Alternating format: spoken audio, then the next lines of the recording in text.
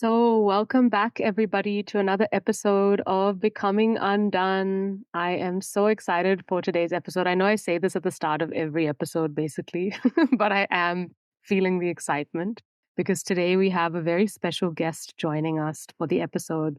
His name is Jagjot Singh. This is somebody that I came across about a month and a half ago, maybe 2 months ago, when I was in a very miserable place within myself. I remember jumping onto Google and typing in the words, soul is devastated, because that's truly how I felt in that moment. I was just suffering to such a deep extent, even after doing all of the stuff, practicing Vipassana 2 hours a day, doing all the things that I thought would get me out of pain. Then I typed it in. And then I came across Jagjot's blog and I started reading his work. He writes a lot about the teachings of Advaita Vedanta or non-duality. And that's a part that I have looked into before. I absolutely love it. It calls me. And I found a blog. And the blog basically said this one line that stopped me in my tracks. And it said, there is no doer. I just went, what? What? What does this mean? Then when I continued reading on, there was another sentence in there which got me to, I can't say it got me to surrender, but it felt like it was a sign. It was definitely a sign from God. And I think what you had said was, you can't surrender even if you tried to. It's all God's will. So when I read these words, I felt so compelled to want to connect with Jagjot and invite him to the podcast today, because this podcast is about spiritual awakening. And I know so many of you are going through such a tumultuous time as this process is. And Jagjot is living in New Delhi right now. We connected about a month ago and scheduled the time to chat. I love his work. I think he writes and captures the human condition in such a direct and clear and concise way. And it always hits the spot. And I know that a lot of his teachings are based on ancient philosophies that are already out there. And it's his interpretation. That's what makes it so relatable, actually, that, you say it in your own words. And I would just love to have a conversation now, just see where we go with this very organically. So Jagjot, welcome. Thank you, Sanya, for this. You were just now speaking about the word, I'm not the doer. So I will begin with what I experienced when I heard those words. Mm-hmm. Yes, in the traditional text, I had heard those words before many times. It never sunk in. But at some point, I still remember that day, I was walking on my terrace and just casually listening to one of Ramesh Balsekar's talk. And it would barely have been only 20 minutes or so. And he said these lines that you are not the doer. And I froze in that moment. And it was like, some sort of electricity just captured me. The words just went deep. I had heard it many times before, but the way he said it, it just did something. And then, I was in a state of mixed emotions, ecstasy also, confusion also. And I was running from here and there, just trying to find somebody to tell them, oh, look, I'm not the doer. I'm not the doer. Yeah. And I'm sure if somebody would have seen me like that, they would have declared me crazy. But yes, the words hit hard. And in that moment, a lot of clarity about life came. Now, my investigation into this whole spiritual teaching was based not on any idea of enlightenment. It was only based on self-knowledge. I wanted to be comfortable with others. That was the goal I started with. I wanted to harmonious relationships with others. But what I discovered was that till I do not know what's going on within me, there is no possibility for me to have a harmonious relationship with another. So the journey was only inwards. It was only discovering what was going on within. And yes, I did Vipassana, many hours of Vipassana and everything, all the things you mentioned, I did. I literally broke my back and knees, messed up my knees because of that. I'll say it was very helpful. It was very calming. But the words, you are not the doer, instantaneously did what years of meditation or sadhana or any kind of contemplation could not do. And it was clear to me that this was never in my control. It just happened. It happened. I did not will it to happen. It just happened. And there was no possibility for my ego to move anywhere in that moment. It had to surrender. What eventually happens was that I did not get answer to life's question, but the questions themselves began dissolving. The solidity of the questions began disappearing. And that's how I started seeing things in a very different perspective. Now there was no solidness to anything in life, not just to objects, but also to things like thoughts and relationships. There was no solidness to that. So when there is no solidness to that, when there is complete emptiness, then there is an integration. And that integration, the only word I can use for that is unconditional love. Wow. And that is what keeps the organism going and, speaking about it. Once you see it, you cannot help it. Yeah, exactly.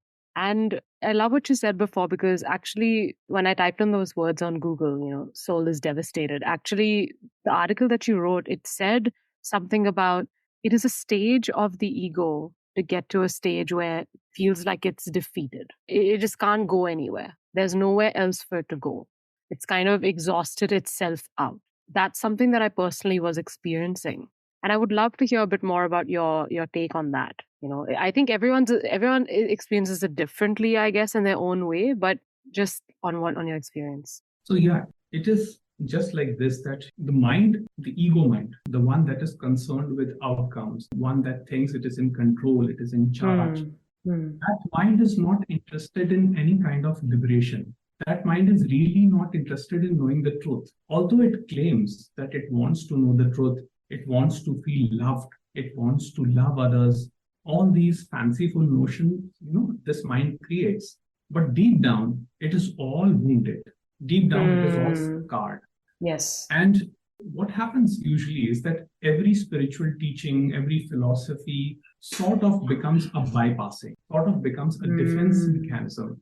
So, the ego goes through that journey, through that path where it tries to find peace in different teachings, in different masters, in different books, through different theories. But the nature of this mind to be restless, that is its very nature. When this non-dual awareness seizes this mind, it's like, I will put it the way Ramesh Balsekar puts it, because he explains it really well. Imagine ego being the child. Yeah. Now the ego says that if I'm not the doer of actions, then who is this me? So what I imagine is a child with a crossed hand in a complete state of surrender. What do I do now? That is the last question. After that, if any answer comes to that question, what do I do now? Who am I, basically? Who is this me? Yes. So if any answer comes to that question, that is just the continuation of the same mind. Correct. Then that is not surrender. If I say that I am this or I am that, or I am moving in a certain direction, I am progressing, I am becoming better, I am becoming the better version of myself, that is the continuation of that painful, restless, scarred mind. What happens is that in that moment, when the non-duality seizes the ego completely gets to know its unreality. The words may sound a bit, it's conceptualize this. It is very difficult to explain using words. So the doer ego gets arrested. It's not that the ego is destroyed. Ego never gets destroyed like this. It is only that the sense of doership of the ego gets destroyed. Now the ego knows that there is nothing I can do. What has happened is the surrender. So that is the only thing. And after that, what happens is that the psyche undergoes some sort of a change. Now, it is not that everything changes. No, it is not that life becomes absolutely blissful experience. No, the life continues to be more or less the same. Because we still have relationships, we still have challenges, financial challenges, relationship challenges. All those things are there. The conditioned entity always reacts to them because it is the nature of that entity. It is not that the ego gets destroyed, but the need to seek reassurances, the need to run after validations, that kind of begins to dissolve. So, you may still say, create a piece of art or writing or some content, and you may still go to your loved one to ask them, how did I do? That may still happen, but your happiness does not depend on their response, because you have discovered happiness within yourself as your own being. So even if they say it's good, it doesn't hit the ego. It doesn't create pride. Mm. And if they say, no, it's not good, it's completely useless, it does not injure the ego. So, of course, the pain in the moment is felt. The pain is definitely felt. Yes, yes. There is no avoiding the pain in the moment. And this is one of the greatest realization which came about through Ramesh Balsekar's teaching. And that was, there is nothing the individual can do to avoid the pain in the moment. If it is meant to happen, it will happen. Just as pleasure in the moment is felt, the pain in the moment also is felt. But they never become the individual story. I mean, you know what you're saying about if it's meant to happen, it happens. So there's obviously this big debate about free will and, the other side of it, which is that it's fatalistic, that things are already kind of there. And I want to share my take on it and I want to hear whether you feel it resonates. But from what I've uncovered so far, I feel that free will is an illusion, that it's just like we've been given this playground and it's sort of like God's like play. But what options we have within that to play is just to keep us entertained. But really, it's all kind of the part that I find hard to grasp is it all destined that I'm going to go on that slide, or is it that the outcome is destined, but the path that I choose, the way that I choose to play is up to me, which is my form of entertainment. But that's where I'm at with it now. Yeah. Yeah. Now I look at it this way, that all the debate about free will and things being predestined, they all come out from the character's perspective.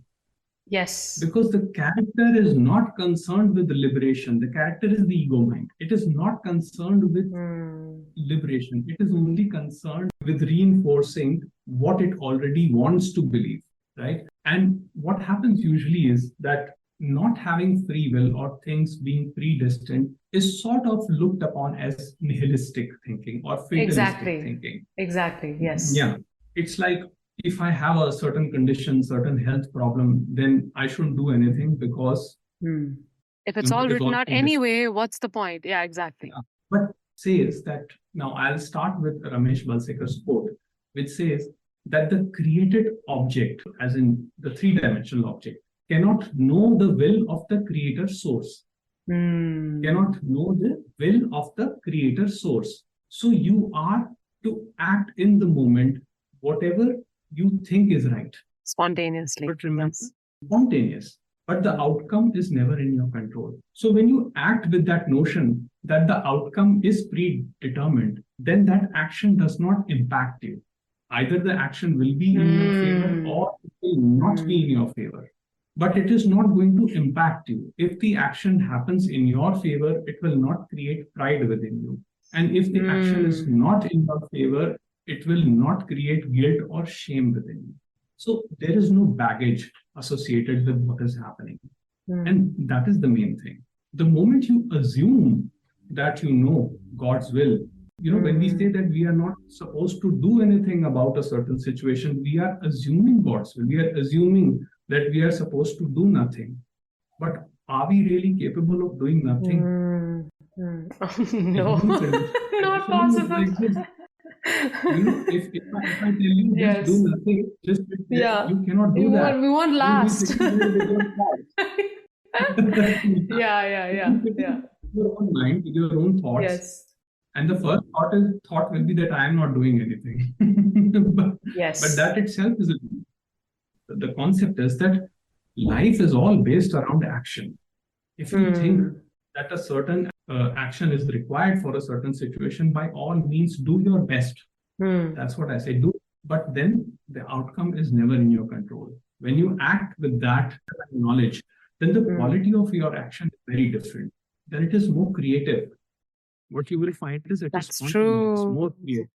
That's true. That sense of worry goes away because you're not focused on what is this going to get me. Yeah, it's kind of like, I think Alan Watts has a really beautiful metaphor about it. He says, you never listen to a song to get to the end of the song, or you never start dancing to a song to get to the end of it. That's not the purpose of it. It's the actual dancing, the actual singing of it is the purpose. That is it. Think about it. All the great artists in the world, I'd say if a great painter like Picasso would think that my painting is going to be the best painting in the world, he would have never painted that way. When you start with that freedom, that things are not in my control, I can only give my best, then nothing stops you from taking action. It is not about not taking action, because not taking action is also an action. Yes. Life is conditioned in this manner that you have to take action. Yes. But whether it is right action or wrong action, what it will lead to, what it will not lead to, that is all the ruminations of the thinking mind, the ego mind. I mean, this whole nihilistic or fatalistic idea is a misunderstanding of this message. Yes. There was something, though, we spoke about how the ego can never really be destroyed, but there's this term that you've used with the annihilate, kind of like an annihilation of it in some way. And I really feel that. And I know that it can never really be destroyed, but there is an idea that is being annihilated through this process of spiritual awakening.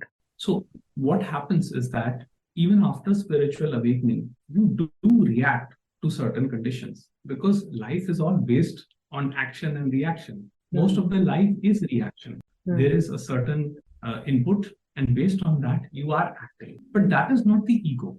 The ego is the one that continues what happens in the moment in horizontal time. So let me explain this. Let's say you had a tiff with a coworker in your office, and you had a disagreement, you reacted, okay, you said something nasty. Now, what happens is that is not the ego, problem ego, which reacted. The ego is the one which comes up afterwards, which creates all these thoughts. Why did I react? I should not have reacted. I will teach, or it can be the other way. It can be the grandiose, how dare they talk to me like this? Don't they know who I am? So it can show up as the victim, vulnerable, overt ego, or it can show up as the grandiose. Yes. The continuation of the thinking mind in horizontal time, that is the ego. So what dissolves, what annihilates is that thinking, not the biological organism thinking and reacting according to conditioning. I see. Okay. And so I'll just give you one example. I noticed this with a friend of mine. So he usually has his breakfast at 9:15 every morning. So I was at his house one morning, and the breakfast got delayed. So he got really upset. So he started becoming restless, and he would say, why is my breakfast not here? It's 9:15. His wife was a bit concerned because I was there. But again, she was occupied with some other work, so it got delayed. Now, what I noticed is in that moment was a child saying that I did not get my food. Okay, my mom doesn't love me. Yeah. That is the trauma which is triggering. Of course, that is ego, but that is not the problem ego, because that can be seen through and through. The problem ego is the one which comes up afterwards as shame, blame, and condemnation. So after that, he recognized that this has happened. So he apologized to his wife, and then he apologized to me. So I told him that, that is not the ego, the one that reacted initially. The ego comes up afterwards, which says, I'm a horrible person. I'm not worthy of love. That thinking, I'm not worthy of love. And what I say is, with this understanding of non-doership, even the conditioning changes to some degree, to some extent. Not all conditioning would change, but yes, it does bring about less reactivity. But again, pain in the moment will come. That will. Yes. Buddha gives this example of double arrows. So he says that the pain in the moment is like first arrow hitting your leg. It is going to be painful. And that arrow is there. And then there is an imaginary arrow, second arrow, which is the continuation of the first arrow. Why me? Why did God choose me? Yes. Yes. I may have done something bad in my previous births. I'm not loved. I'm not loved. First arrow can definitely, you cannot do anything about it. You have to go through that pain, through that intensity. But the second arrow is an imaginary arrow. That can be dropped. And the second arrow is the ego. The first arrow is not the ego. That's so interesting. Wow. Okay. So reactions are not ego, actually. That's just the body, mind, organisms What's happening there then? Say you get upset. What is that then, if it's not the ego? Yes, that is just the natural reaction of the biological organism. See, even Ramana Maharishi would get upset when the toilets in the ashram were not cleaned, or if somebody gave him food and that food was not offered to others, he would get upset. There was one occasion where he heard the news of an old friend passing away, and there were tears in his eyes. So Ramesh would explain this in this way. He would say that if you call Ramana Maharshi by name, he would turn and see you. So that means the ego is there. The ego is required. I mean, you and me, we are having this communication because this ego separation is there. Otherwise, we won't be able to communicate. It is required. And that is why nature has given it to us. The only thing is that when it remains in its functional capacity, where it is only interested with the task of sustaining the mind-body organism, then it is fine. That is not the problem. But when it expands in horizontal time as becoming enlightened, becoming spiritual, becoming wealthy, becoming this, becoming that, that is what creates, that is what propagates the illusion. That is not real. And that is what he says. So again, one can always apologize if a reaction happens. I mean, if suppose it happens, something nasty to another person, you can always apologize to them. Say, I'm sorry, I didn't mean it. At the same time, beating yourself up for that. Why did I react? I'm unloved and this, building up stories around it. That is just the ego. So how would you explain this idea of non-doership to someone who's never heard of it before? Because I think we're speaking from a perspective of like, I know because of what I've read from your work, and obviously you know it. So say someone was like, what, I've mentioned it to all of my friends since I came across it, and everyone's like, what? And they just stop in their tracks and they're like, what? So yeah, I would just love to hear, like, how would you, what is it? How would you describe it? It's just like this, that all you can do as the divine puppet, all you can do is give the information. Now, whether the other understands it or doesn't understand Wait, it. what did you say? All you can do is? Is give the concept. Explain the concept. Absolutely. Yes. All you can do is say that you are not the doer. Yes. But whether it goes through them or it does not go, that is God's will and that individual's destiny. And now my piece is in only giving the message. I'm not concerned with anybody's peace, because if I make myself concerned with others' peace, how they are, then that also is a doership. You see? So it becomes doership. Why are they not understanding what I'm saying? Right? But unless that comes naturally to you, then you would just do that. Yes. But again, I cannot assume also that they will not understand. So I give the message. There's nothing more than that. Just tell them that they are not the doers. And you know what will happen? And I've seen this, that yes, initially they don't understand. I was speaking to a psychotherapist in the United States a couple of months back. At that moment when I was speaking to her, this did not make any sense. She'd be like, what are you saying? My whole career is built on this. Yes, and herself was dealing with an addiction while being a therapist. And she was saying that it is devastating for me. Like, I cannot function. It has come to such an extent. And then, there were other problems like relationship mess and this and that.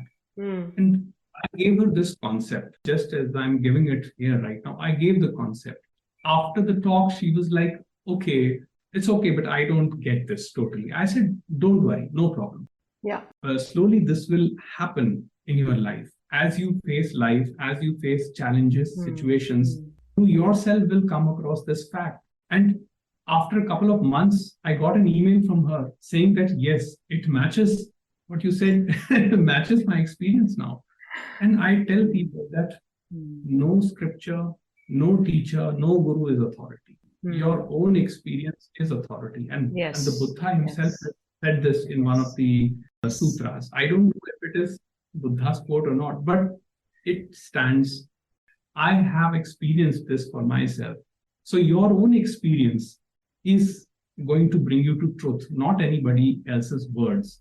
Words Yes. are just, concept. They are just to explain a concept. They cannot awaken the heart. Yes. Yes. And the reason I find this concept of there's no doer so fascinating is because I've spoken about this in my other episodes as well. But, I've been sort of in the path of spiritual awakening for about 8 years. That's kind of when it started for me. And I had a glimpse of the true self at that point, just a very, very small glimpse, not enough to, you can say it's perfection. It's all God's will the way it happened because it got me into this line of work as well. And throughout that time, I did a lot of self work, a lot of inner child work, a lot of healing, a lot of trauma work. I think what happened was basically I got to a point where I had done all this work. But like we spoke about, if we're consistently in the realm of the wounded self, the self doesn't stop becoming wounded. Like you can build a identity. Like, for example, I would build a more empowering self, right? One that's like, got really good self-worth and, is feeling enough and all that stuff. And I was doing that. But ultimately, what I saw was I was still hanging out in that realm. And as long as I thought that that's what I was and I was separate from God, that pain would always be there.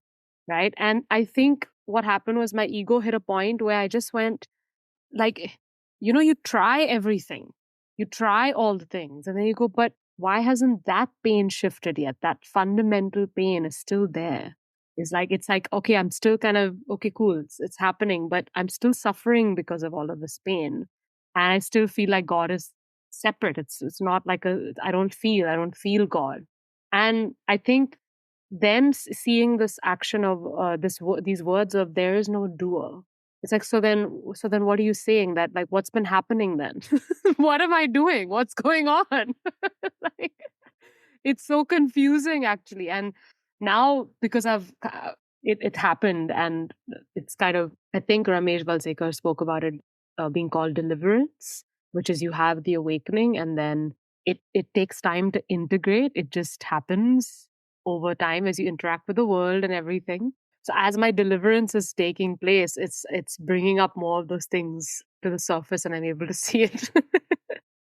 But I have one thing about the concept of deliverance, that deliverance is part of duality, right? Because usually what happens is that the self, the ego mind, measures deliverance as becoming better, as becoming more integrated. Yeah. What happens is this, that the awakening is usually spontaneous. You get a glimpse and that's it. You have had a glimpse.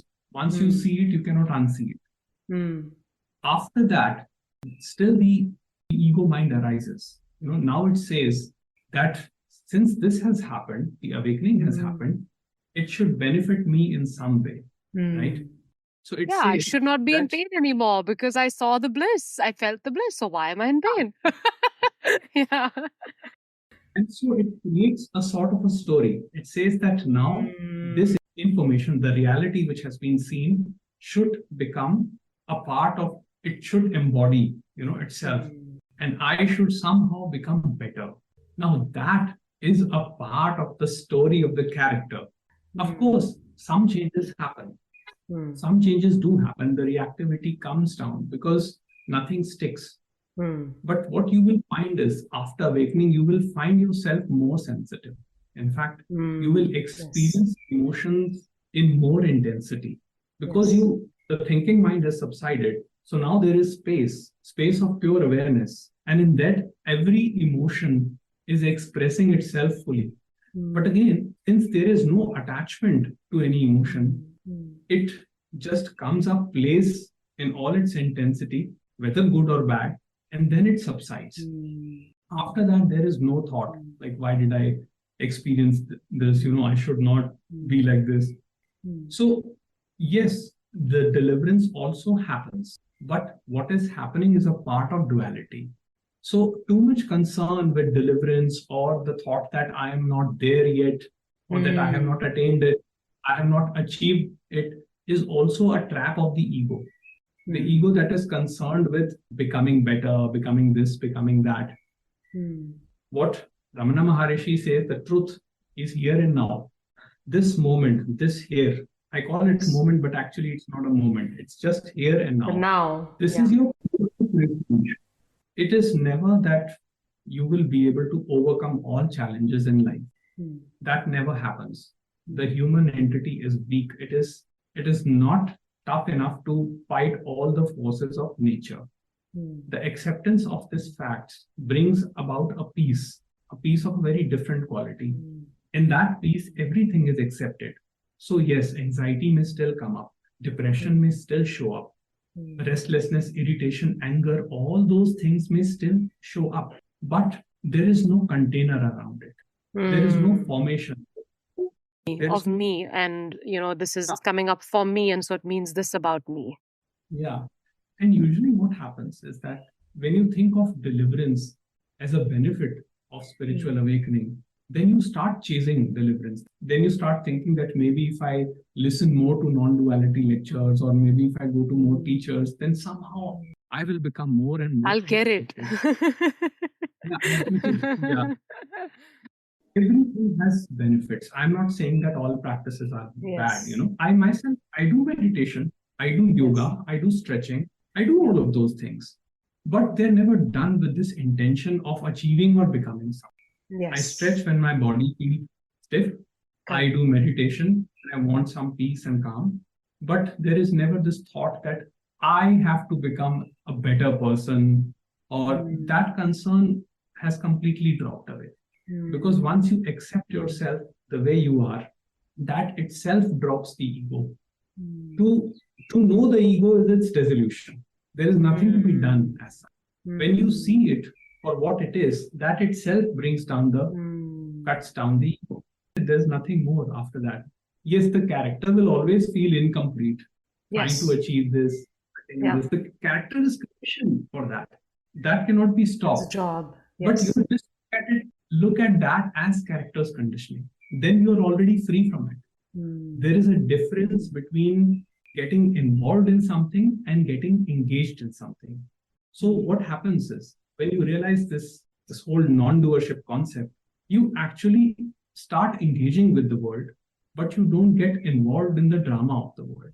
And the drama of the world includes everything, that things should be like this, deliverance should happen, enlightenment should happen, this should happen, that should happen. All that begins to fade away.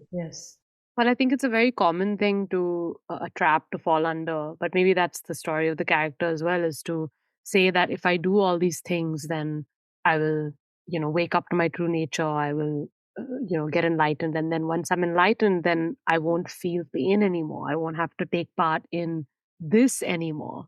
And I think that is just like a big joke.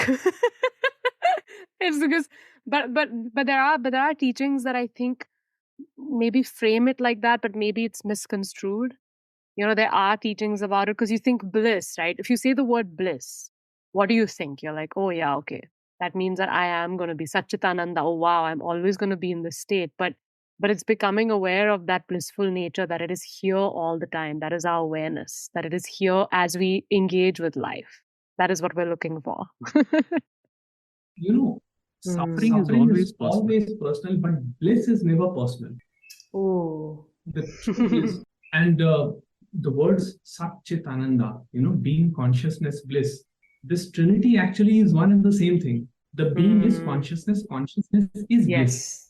So most people confuse that bliss with the euphoria or, ecstatic. Like happiness, so like ecstasy. Yes. It's not that happiness, because happiness of thrill and excitement, that is all temporary. It comes and it fades. What bliss truly is, this being, this pure presence, which is free from all concepts of being a person. And there are moments when you see glimpses of that. Being a person is not your continuous experience. If you notice this, when you're working, when you're involved in work and you're doing this and that, speaking to people, you don't think of yourself as me doing this act. The act simply happens. It's only when you remember yourself as the individual, it is only then that you say, oh, I am doing this.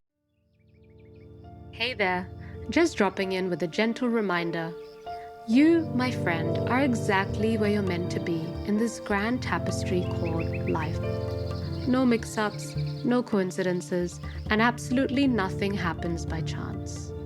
Your soul is always present, embracing you as you boldly navigate this beautiful adventure we call life. Do you feel connected to your soul? In this lifetime, I've been cast as your spiritual guide. My mission? To help you explore the depths of your inner world and unearth the wellspring of genuine fulfillment and joy that lies within. And I have just the roadmap to help you bravely embark on this inner quest. How do you know if you're ready for this? You'll sense it. You'll know it's time when you've exhausted the external search for happiness and are ready to shine a light on your inner world with the same vigor. You'll know. Visit my website to schedule a free consultation. Let's tune into your heart's desires and clear away any obstacles to soul-level fulfillment. I'd be thrilled to meet you. Now, let's dive back into the episode. Right? Yes. So, I mean, the concept of, again, bliss is again misunderstood. Bliss is basically the peace, which is a substratum, and it does not depend on the external circumstances or what is happening. It simply is this happening. So I'll just give you one concept from Nisargadatta Maharaj. He would say that what you experience as rest in meditation, stillness in meditation, is only a state. It is only a state. What you experience as movement in your daily waking life, as thinking, that is also another state of the mind. But he says these two are not separate, they are connected. You cannot know movement without stillness, and you cannot discover stillness outside of movement. Again, it's a bit of a wordplay, but if you look, the two cannot be known without each other. Yeah. But the whole experience of stillness and movement, that is the peace.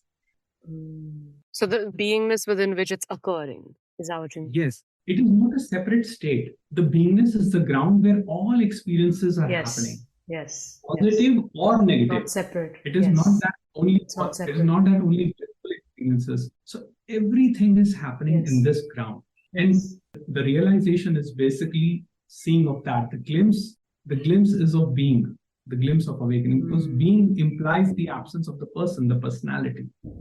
But actually, beingness. I was listening to one of the Upanishads, Mundukya Upanishad, and one of the examples that they were giving about that was the example of gold, and how gold is a material through which, a necklace and earrings and bracelets and everything is made out of that. And you don't look at it and go, is this gold? Is this a necklace? You're not quite sure. They come together. It's the gold that allows the form to arise. But without the gold, the necklace can't exist. So without the mind, without beingness, mind can't exist. That's how it, and I'm just starting to really feel that they like how they are one and the same in terms of they come together, but they're not together. They're one.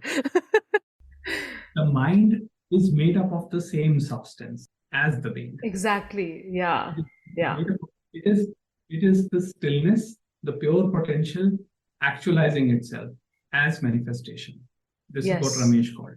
Yes. So think of being as consciousness at rest, and think of mind as consciousness and movement, but they are one and the same. Oh, I love that. Can you say that again? That was so good. Being is consciousness at rest, and the mind is consciousness as movement, but they are one and the same. They are not two. And how interesting that we tend to see the mind or the ego as the enemy, or we see the samsara as the enemy of the thing that's preventing us from experiencing our true nature, while all of it is our true nature. How interesting that is like a thing that we're caught in. Yes, true. This is the whole scheme of this ego mind. It wants to pinpoint something, because then it has somebody to blame. So either it pinpoints an object. If it can't find an object, it will blame God. I mean, God can also be an object. Yes. But if it doesn't find anything else, then it starts blaming itself, that I am at fault, right? But if you see that everything is an effect, there is no true cause to anything. A certain event happened, a certain cause gave rise to an event, then that became the cause, and that gave rise to another event. Now, if you start tracing that chain, you will eventually reach to the origin of the universe. Let me just give you one example to clarify this. Let's say person A had a trauma because parents were narcissistic. Okay. Now that person lives with that story, and he says that my parents are to be blamed for my poor condition, for this, for my failed relationships, for this and that. So his ego pins the blame on an object, my parents. They are the result of my misery. But what actually happens if you see this? The parents themselves were subjected to an abuse, right? From their parents, and this goes on. So if you keep tracing this, you will eventually reach the beginning of the universe.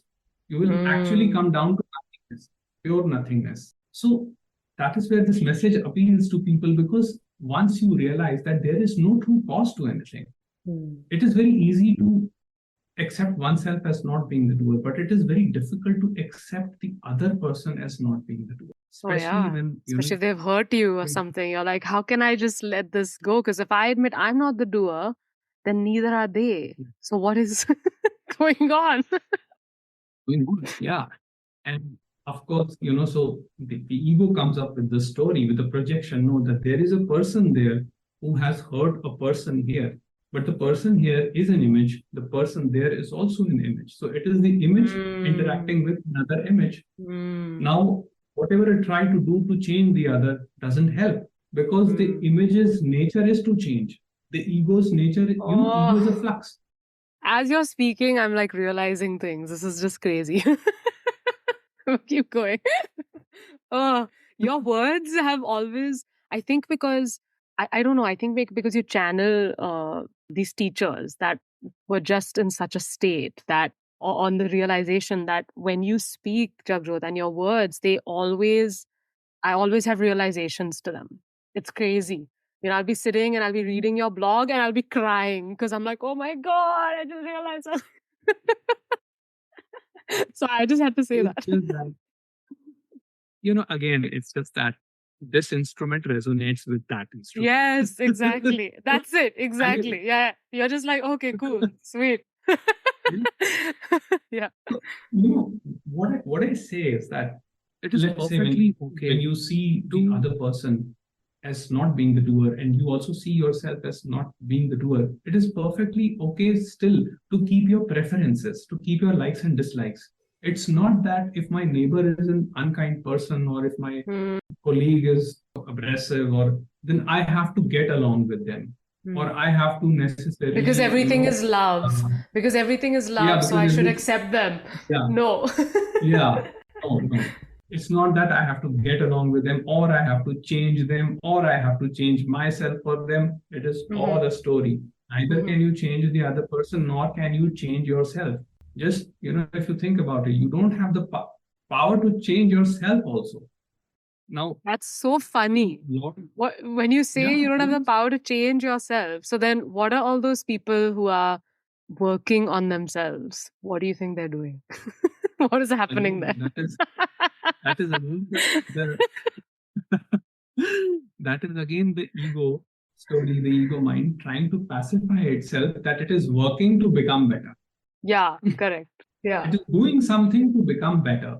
It is constantly telling that story to itself. No, I am becoming better.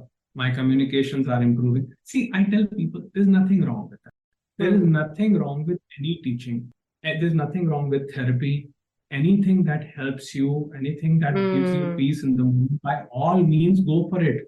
I also speak to different people, different teachers sometimes. That is the need of the biological organism.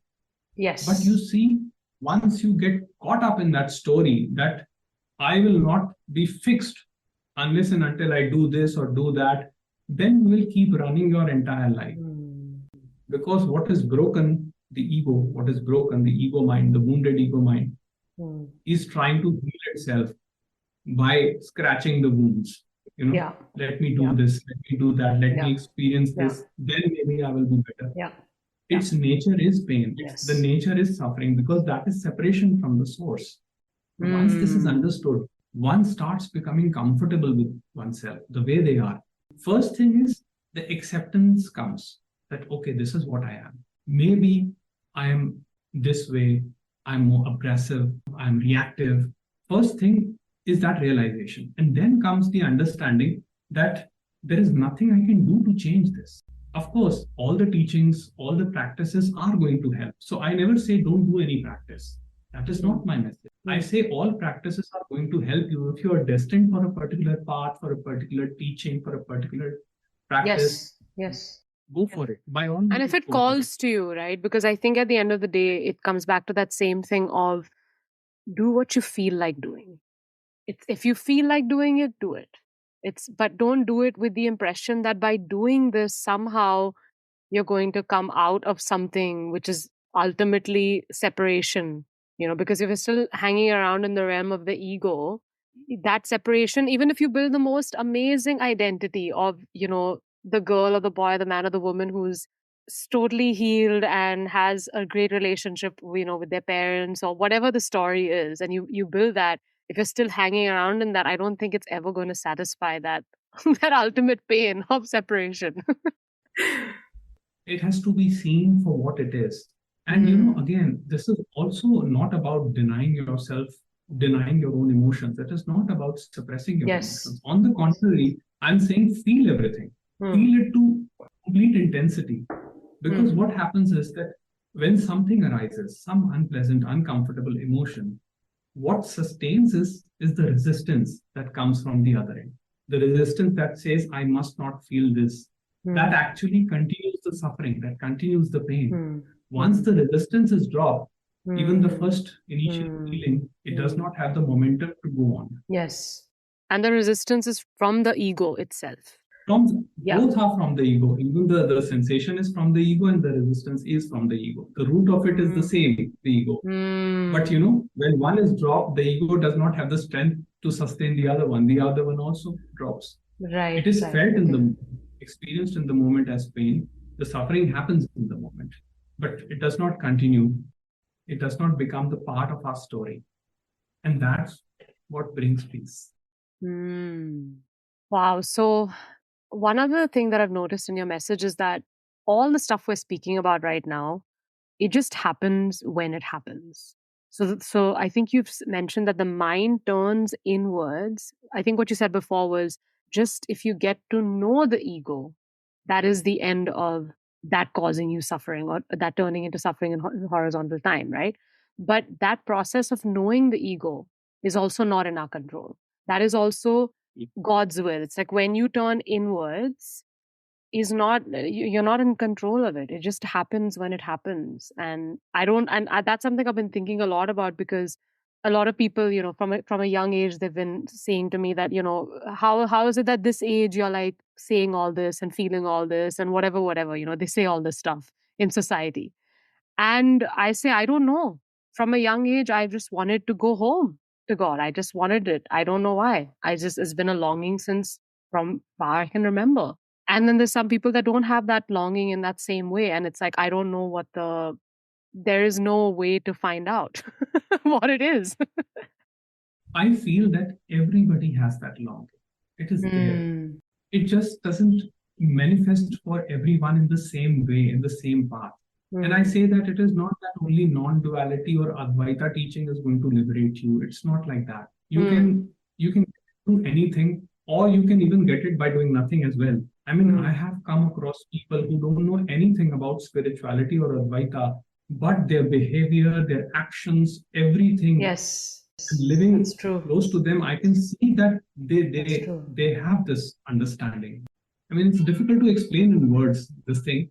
But yes, they have this understanding. It's as if they were born with this understanding. However, that is not true. I mean, we all go through conditioning and challenges. So coming back to the point, I feel that whatever circumstances that are happening in our life, no matter how painful, whether it is suffering of a loved one, loss of a loved one, or fighting a disease, an illness, whatever it is all pushing us towards the direction of the wholeness. That's true. And that That is definitely which true. is here and now. So yes, it may not manifest in your life as a spiritual teaching. It may manifest in Mm, different forms. mm, Maybe you go through life's tough journey and then you come to a realization that there is nothing in my control. It is yeah. not that you have to listen to Advaita to get it. Mm. Yes, The yes. getting And it is the happens. will of God. And do you think it also happens through experience? Which, of course, I'm speaking to the ego's experience. But for example, a lot of my realizations that of being pulled to this path has been because I have gone out and sought happiness from things outside of myself and seen that that is a dead end. So the ego itself has seen for itself. This is something I feel is Yes, true. The ego needs to see for itself what is yes, going on. Only then it realizes, because otherwise it's just like, oh, I'll get a job and I'll climb the corporate ladder and I'll get into a relationship and I'll be happy. But then it doesn't feel yeah, happy. And then it's like, oh, okay. So for example, I think for a lot of people, like I often, I look at my parents and they have their own way of, experiencing all of this, of course. And a lot of people in society and people around me as well that have their own ways of experiencing life. And I often see that I used to look at them and go, how do they not see it? They're gonna get to like 70 and then they're gonna be like, oh my gosh, what is this? I worked so hard. And but I think that's the thing, is like you have to go through it yourself. You have to see it for yourself. And that's what gives rise to the, I don't know if it's a desire in for the ego or what it is, but there's some desire that comes through. Or maybe the longing comes through more strongly because you've seen that this doesn't work. yeah. The ego sees the futility of its own existence. That Yeah. is what happens. Yeah. And that itself drops down the resistance. Otherwise, you can keep repeating affirmations all your life that I'll be good, I'll be this, I'll be that. Nothing will work. But Mm, once the ego sees its true nature, which is wholeness, which is the light, pure light of being, mm, then there is no motivation, there is no urgency, there is no nervousness or restlessness to continue in any direction. You just live in the moment, you go with the flow of life. mm, mm. So that, because this happened in my case, I was completely a corporate guy. And my whole ambition was to climb up the corporate ladder. And I used to work very hard. And I was very good at my work. Mm. But in the end, I got everything I wanted, but there was no peace. So at some point, I realized that what is this? What is all this happening? I Mm. mean, I wanted this. I fixated a goal for myself. I wanted it. It gave me money. It gave me recognition, everything. But still, I'm not happy. Then there is Correct. something missing. Then the Yes. search began to find that Mm, missing link. And mm, in that itself was a journey. So, mm, yes, you are very right in that sense that mm. the ego comes to the futility, understands the futility of doership. Can you It define understands the futility for me in this context? futility as in that thinking that I can do something to change an outcome, to bring about an outcome that is in my alignment, that is in alignment Yes, of yes. what I I have think. control over this. That something I do can Control. result to something. Yes. I can manipulate, I Oof, can that's a change. tough one. I tell people, yes, I tell people, if you think you can control something, do it. Do it. Yeah. Okay, do it. Do it Yeah. and see what happens. Yes. End of the day, you will be banging your head against the wall. Yeah. And I think that you kind of need to, it's like I don't know. I needed to. I don't know. I had to go down that road because that's just the road that my mind went down. I had to see the end of it or go to wherever it took me to be like, literally, I think I told you this in our conversation earlier that last time we spoke that, I felt like the ego took the weapons. It's on a battlefield. It's been fighting a war for a long time and it took the weapons and it just dropped them and said, I'm done.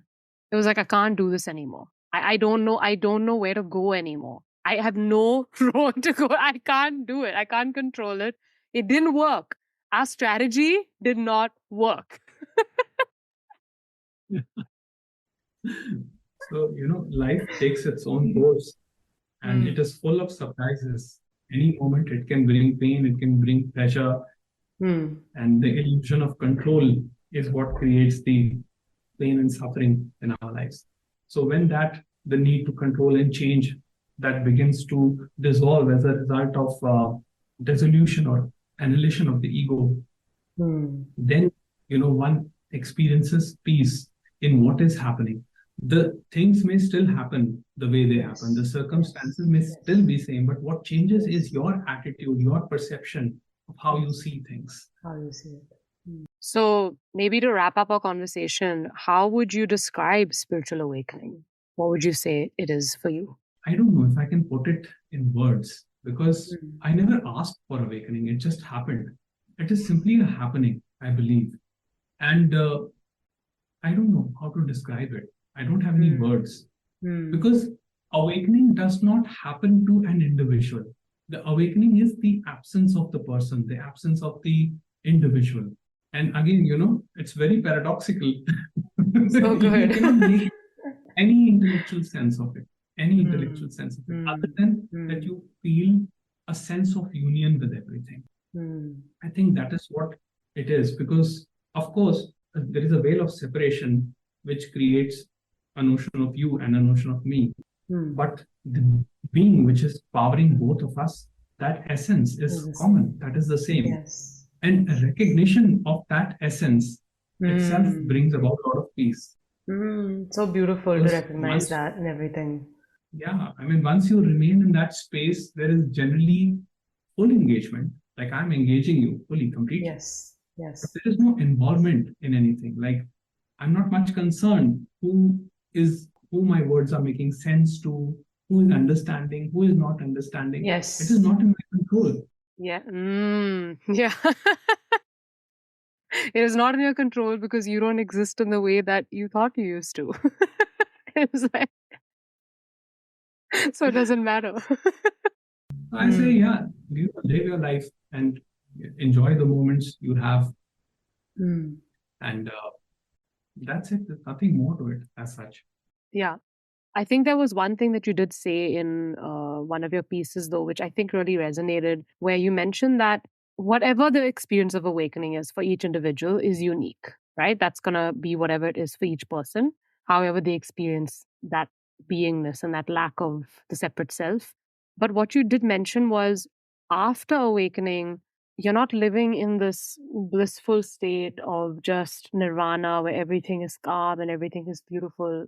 There's things are going to arise, but there's an acceptance of what is exactly as it is. And I think that's a really important thing to touch on, because people who are seeking enlightenment or seeking awakening or in the awakening process, I think that they somewhere feel that the reason that they want it so bad is because they think that they're not going to experience the pain and the suffering anymore. I think we need more living, practical examples of people who are engaged in life while living in that state or being in beingness. Yeah. Very true. What usually happens is that when there is a challenge in life, when there is some sort of suffering, the ego usually tries to find an escape from that suffering. So what people think is that maybe if I go on a particular spiritual path, if I understand the scriptures, or maybe spend time with gurus or serving them, devotion, this, that, then maybe that will heal me. But slowly, what they find is that again, the same set of circumstances keep coming back. Now they have different manifestation. Earlier, they were in terms of finances, relationships. Here, they are in some other terms, but the challenges are always there. So at some point, ego gets tired fighting. And in that surrender is the peace. And what happens is that, again, as I mentioned earlier, that our perception towards life changes. The need to control life is not there anymore. And it is very difficult to explain this to somebody, because people often say that you say that see things as they are. But how do we see things as they are? Now, I tell them there is no way for the individual to see things as they are, because individual, the ego by nature is a filtered perception. It is always going to see things the way it thinks is what it is, or what should be or should not be. But there is a vision beyond it. That vision is, all the spiritual masters have spoken about that vision. That is the vision of the pure awareness. That is the witnessing of everything arising, where there is no judgment, there is no filtering. Jiddu Krishnamurti called it total attention. Scriptures call it witness consciousness, Sakshi Bhav. That perception is completely, entirely different because that is a very peaceful perception. It does not involve the subject. It is only seeing things as they are. Again, it is very difficult to put this in terms of words. So, no matter what happens, when the witness arises, there is usually no concern with what has happened. It is simply seen. And in that seeing, a lot of knowledge comes about what is. The seeing is what is actually. Okay, so the seeing is what is, exactly as it is. Yes, exactly. Like Ramesh Balsekar would give one example that say you're sitting in the lobby of a hotel and people are walking inside. Now you're watching them. So you're watching somebody entering, you're watching their shoes, their clothes, their luggage, their behavior, and continuously the mind is running. They are like this. The clothes they're wearing are like this. Continuously the mind is running. But at some point, that whole perception drops and you simply see the entire scene where people are coming in and everything is just happening. It just gets connected in one. So there is no thought in that. It is only the pure seeing, the pure witnessing of what is. And that is the restfulness, what Buddhists talk about. That is the the core of mindfulness and everything, the core of the all meditations. And that state is not in control of the individual to bring it about. It just happens. It just happens. And it happens for each one of us. It's just that we don't recognize it. Now, if somebody is destined to see it, even if once that is seen, it is immediately known that yes, this is it. After that, there is no confusion. After that, there is no doubt.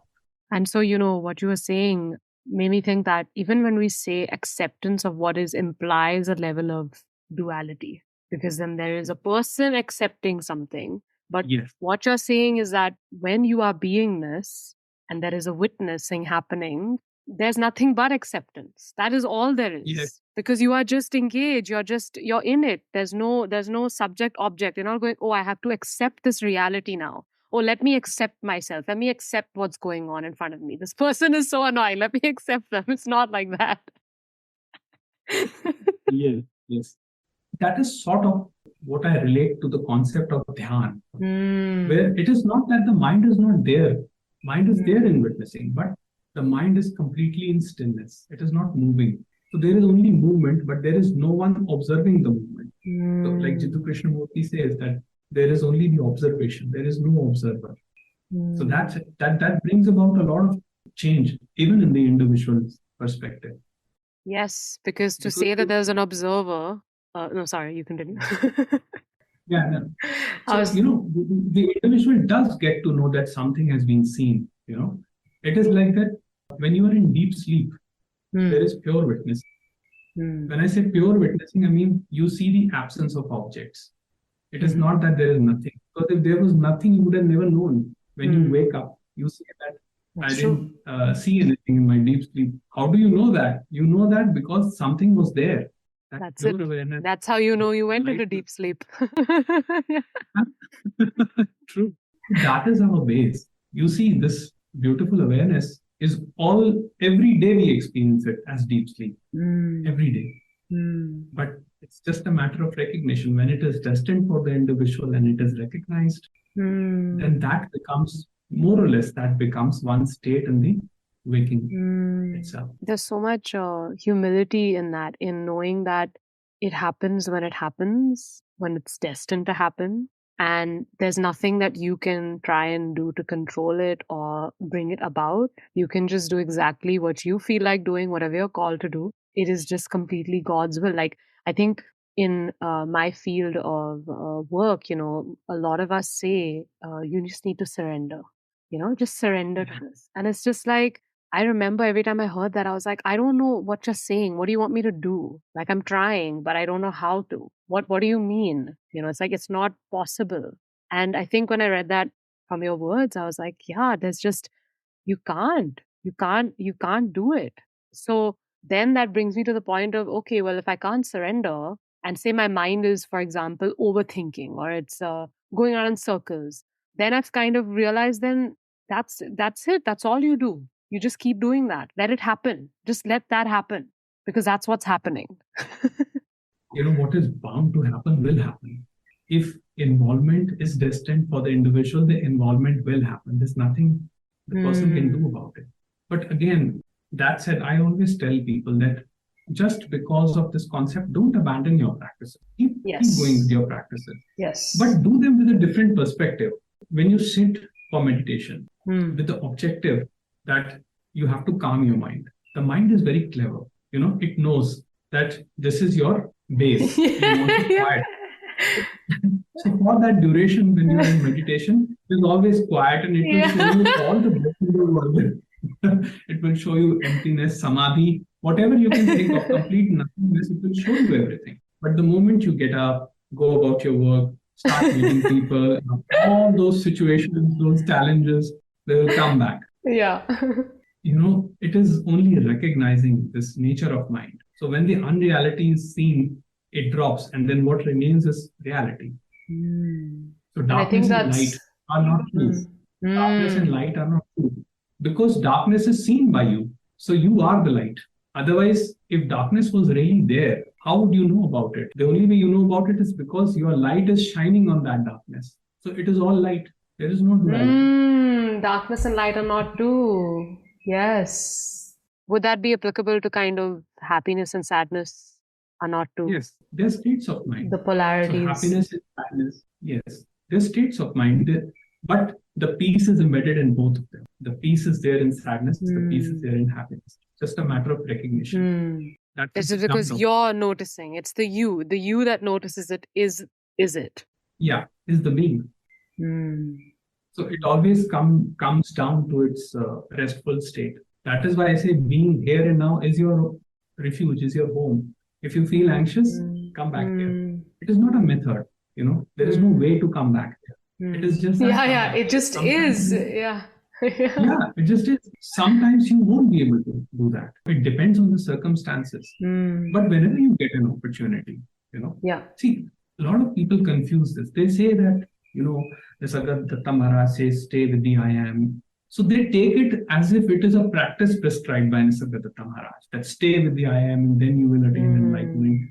And this, the mind becomes vigilant. Then it says that maybe if I meditate for 6 hours, if I stay with the I am for 6 hours, 7 hours, then maybe I will realize it faster. So you get caught up in that whole game of becoming, attaining, and this and that, right? That is not what Maharaj is saying. That is not what Ravana Maharishi is saying when he says, stay with the I thought. What he's simply saying is that when the remembrance comes, when you remember to be, just be. And there is no way to be. Because to say that there is a way to be means to be this or that. Your nature is be. And what's so beautiful about it is that when you experience it, it's like the most obvious thing. It's so obvious that it's funny, to look everywhere. It's like I was giving my client the example the other day. Like, imagine looking at this necklace and it's gold and going, where's the gold? I don't see it. Where's the gold? And just looking at it again and again, and you're like, I can't see it. Where is it? It's made of it. It's made of it. Similarly, you are made of the being, the light. Yeah. So it's not that the light is not there. I mean, it's always there. Yes. And with that knowledge, even during challenging times, a lot of relief comes. A lot of capacity to bear the pain comes. It does help the psyche in some way or the other. Yes. But yes, the fundamental conditioning of human beings, it does not change. The fundamental, it's not that you all of a sudden you become sage-like, and because even a sage has that reptilian brain. It is a part of, it has been given to us by nature. So yes, we are going to get upset, we are going to get angry, we are going to experience all emotions. The nature is not selective with emotions. There's nothing which can shield you from all emotions. You're going to experience all emotions. It's just that one thing is you experience them in full intensity and then you realize their illusoriness. Because they're not clinging on to any character in the same way. They're and I think the main thing is that story of us, the narrative of us. So if sadness arises and then suddenly we link it back to, oh, my mom did this when I was young, or, this person left me, that's the story, then it gets deeper and deeper. That's when I think the resistance also comes up. But if that story is not there, then it's just a sensation. Yeah, and a lot of people get confused by this. They think that it is denying that, say, somebody who has gone through a trauma or abuse, they feel that this message is denying that by calling it a story, or invalidating that by calling it a story. It's not that. We are never denying anything. We acknowledge that that something traumatic happened. We give it full attention. It's not that, or that we are saying that you shouldn't do anything about it. We're not bypassing it. We're not bypassing it. But yes, how long are you going to continue with it? That's the thing. The longer you continue with that story, you are loading yourself with guilt, shame, and it just continues the whole cycle of suffering. But once that is dropped, once the story is dissolved, it is the end of me and my story. Yeah. Actually, the image that I got when you were speaking was like, imagine this, I was kind of thinking like my ego as this like child that was just going out and trying to find solutions to all the things that I was feeling. And so just doing all these things until ultimately it got tired, because none of those solutions fully took the pain away in any way. Like the pain didn't stop, right? The pain never stopped. The sadness still came. So then it turned inwards, because it's like it's trying to fix, it's trying to, like you said, blame or outsource that to someone, that, okay, if I was to just fix this thing in myself, then I'll be at peace. If I was to just fix this pain of abandonment, of rejection, of unworthiness, then I'll be at peace. I'll be, I'll feel good. I'll feel whole. But the thing that's trying to feel whole its essence is separation. Which is just, it's mind bending. It is cool. Okay, amazing. Is there anything you would like to say to close our conversation today? I'll only say this much, that, live your life to the fullest. Whatever the moment brings you, enjoy that in that moment, rather than worrying about a future happiness or future idea of an happiness. And live your life spontaneously. That spontaneity, that simplicity is peace. There's nothing else other than that. There is no enlightenment. There is no master. There is no authority that can bring about enlightenment. Your own experience is the final authority. The experience which stands the test of time. So, I would just embrace life. Yeah. That's it. Yeah, embrace life as it is. Nothing complicated. And know that, for me, it's like, know that ultimately, not that you're going home to yourself, ultimately you are home with yourself, and you will realize it when it's time. Yeah. So Maharaj said, in one of his quotes, that you ultimately realize that you never left. Yeah. Oh, imagine that. You're like, what? I was always here. I never left. I was always arrived.